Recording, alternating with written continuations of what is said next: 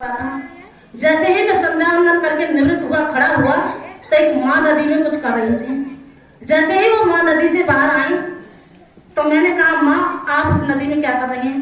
तो पहले तो माँ मुझे देख करके रोने लगी और उनकी संतना बंधी। तो कहा, स्वामी जी पहले तो मैं एक विधवा हूँ और मेरे पास 5-6 साल का बेटा था, आज वो भी चल रहा है, गरीबी मेरे पे ज्यादा है, विधवा हूँ, इसलिए मेरे साथ मेरे बेटे के अंतिम संस्कार में कोई नहीं आया। तो माँ, जो तुम्हारे हाथ में कपड़ा है इसे कहाँ लेकर के जा रही है? तो अंतिम संस्कार के साथ ही चला जाता है। माँ ने कहा, स्वामी जी जो कपड़ा है ना, ये कफन वाला, ये मेरी आधी साड़ी का भाग है, इसी को मैं धुलूंगी और इसी को मैं जोड़ूंगी और जब इसको पहनूंगी, एक साड़ी के अलावा मेरे पास दूसरी साड़ी नहीं है। मुझे समाज में अपना तन भी ढकना है। स्वामी जी, किसी कवि ने लिखा है, माँ ने आंसू भर रोया। एक स्वामी जी की बहन थी, तब भी स्वामी जी की आंखों में आंसू नहीं आया, और एक चाचा गुजर गए थे, तब भी स्वामी जी की आंखों में आंसू नहीं आया, और बहन गुजर गई थी, तब भी स्वामी जी की आंखों में आंसू नहीं आया। और एक देश की माँ के लिए स्वामी जी फूट फूट करके रोने लगे और उसी समय ठान लिया, माँ मैं अपने देश में आजादी भी लाऊंगा और गरीबी भी दूर करूंगा। और इतने क्रांतिवीर पैदा हुए थे देश में, वो महर्षि स्वामी देव दयानंद की देन थी, तब हमारे देश में आजादी आई। और किसी कवि ने बहुत सुंदर भाव लिखे हैं, पंक्तियां लिखी हैं, भजन के माध्यम से सुनाऊंगे। ध्यानपूर्वक से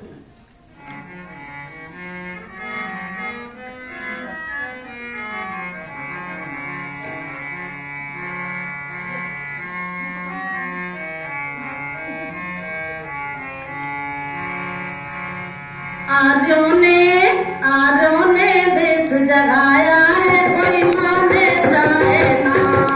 आर्यों ने देश जगाया है, कोई माने चाहे ना। माने चाहे ना, कोई माने चाहे ना।